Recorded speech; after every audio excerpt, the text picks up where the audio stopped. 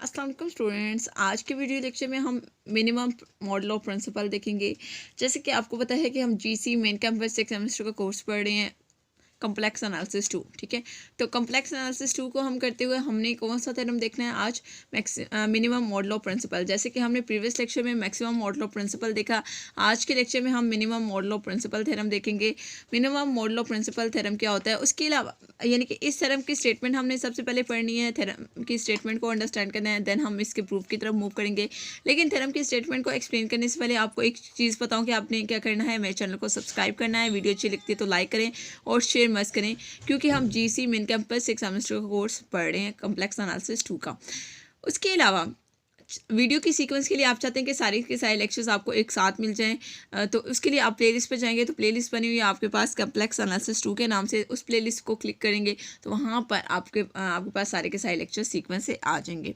अब देखिए यहाँ पर हमारे पास क्या है, मिनिमम मॉडल ऑफ प्रिंसिपल है। मिनिमम मॉडल ऑफ प्रिंसिपल को हम डिटेल में देखते हैं कि इसकी सबसे पहले हम इसकी स्टेटमेंट देखते हैं कि इसकी स्टेटमेंट क्या है।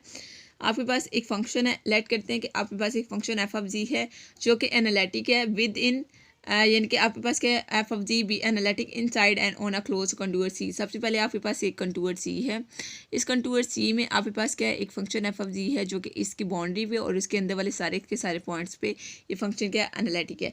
और ये जो फंक्शन एनालिटिक है ये फंक्शन कभी भी जीरो नहीं हो सकता, यानी कि F of G does not equal to zero inside C. C के किसी भी पॉइंट्स के लिए ये फंक्शन कभी भी जीरो नहीं होगा।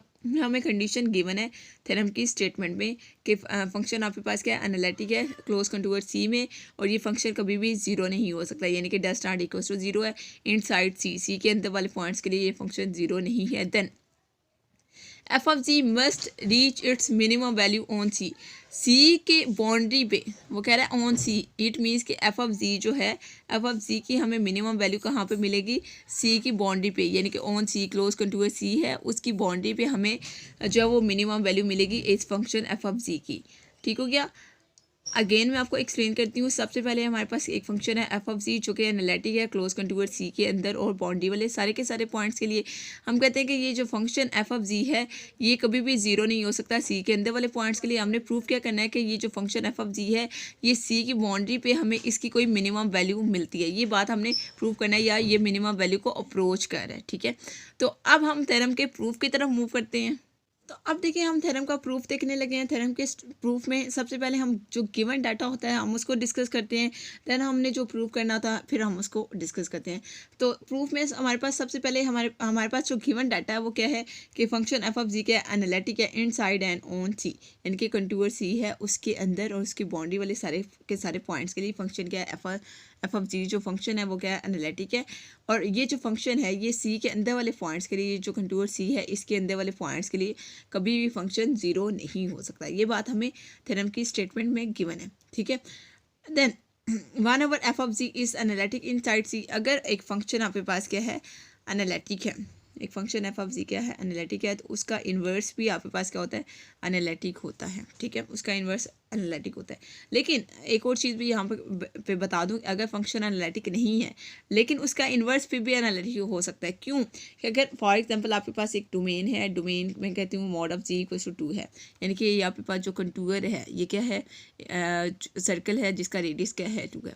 अब मैं कहती हूँ कि आपके पास एफ ऑफ जी कोई फंक्शन है जिसकी वैल्यू आपके पास क्या है, कुछ इस टाइप की वैल्यू है कि जो इस कंटूर सी के अंदर लाई करती है।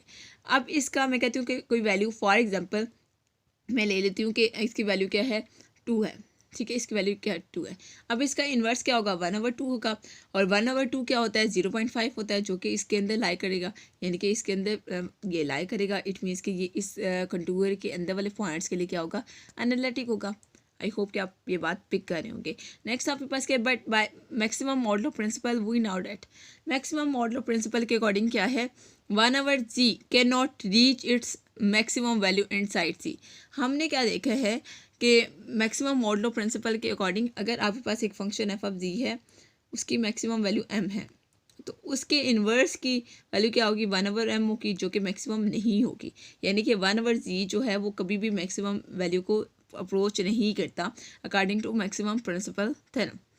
सो that mod of F of g can not attain its maximum value and side C. So according to maximum principle जो mod of F of g होगा, mod of F of g यानी कि एक function की जो absolute value होगी वो कभी भी हमारे पास मिनिमम वैल्यू को कंटेन नहीं करेगी, यानी कि mod of F of g can not attain its minimum value inside C. ठीक है, यहाँ पर मिनिमम था सॉरी मैं मैक्सिमम पहले बोल गई, यहाँ पे मिनिमम है। ठीक है, mod of F of g आपके पास क्या है, can not attain its minimum value inside C. तो इसलिए अगर आपके पास यहाँ पर वन ओवर जी की कोई मैक्सिमम वैल्यू नहीं मिलती सी के अंदर वाले पॉइंट्स के लिए, तो मॉड ऑफ एफ ऑफ जी की हमें कोई मिनिमम वैल्यू नहीं मिलेगी इनसाइड सी के अंदर वाले पॉइंट्स के लिए। So since F of g आपके पास क्या है, आपको पता है कि एफ ऑफ जी क्या है, यहाँ तक बात कंप्लीट होगी। अगेन मैं थोड़ा सा रिवाइज कर देती हूँ कि आपके पास अगर मैक्सिमम मॉडल प्रिंसिपल के अकॉर्डिंग क्या है कि अगर फंक्शन की वैल्यू क्या है m है,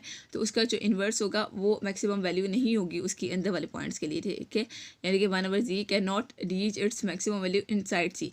तो अगर सी के अंदर वाले पॉइंट्स के लिए हमें मैक्सिमम वैल्यू नहीं मिलती तो मॉड ऑफ एफ ऑफ जी कि हमें मॉड ऑफ एफ ऑफ जी कभी भी मिनिमम वैल्यू अटेन नहीं करेगा सी के अंदर वाले पॉइंट्स के लिए, क्योंकि हमने थ्योरम में प्रूव क्या करना है कि mod of F of G जो है वो सी की बाउंड्री वाले पॉइंट्स के लिए मिनिमम वैल्यू हमें मिलती है, तो अंदर वाले पॉइंट्स के लिए हमें कभी भी मिनिमम वैल्यू नहीं मिलेगी। ठीक है, सिंस आपके पास क्या है, F of G is continuous, F of G क्या है, कॉन्टीन्यूस है। ये बात हमें कैसे पता चली, क्योंकि फंक्शन क्या है, एनालिटिक है, और ऐसा फंक्शन जो एनालिटिक होता है वो कॉन्टीन्यूस भी होता है। अब फंक्शन कहाँ पे एनालिटिक है, फंक्शन क्लोज कंटूर के अंदर और इसकी बॉडी वाले सारे के सारे पॉइंट्स पे एनालिटिक है। तो ये फंक्शन जो है एफ ऑफ जी ये कॉन्टीन्यूस भी होगा सी की बाउंड्री पे भी और सी के अंदर वाले पॉइंट्स के लिए भी। Therefore mod of F of G must attain its minimum value at some points on सी।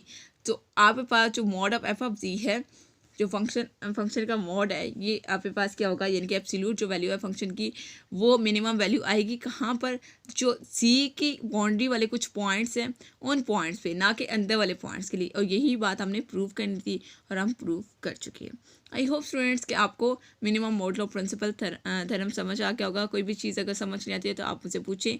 और मिनिमम मॉडल ऑफ प्रिंसिपल को पढ़ने से पहले आपने मैक्सिमम मॉडल ऑफ प्रिंसिपल को अच्छे से तैयार करना है, क्योंकि मैक्सिमम प्रिंसिपल थ्योरम अगर समझ आता है देन ही आप मिनिमम थ्योरम ही अंडरस्टैंड कर सकते हो, अदरवाइज आप अंडरस्टैंड नहीं कर सकते। ओके स्टूडेंट्स, अल्लाह हाफिज़।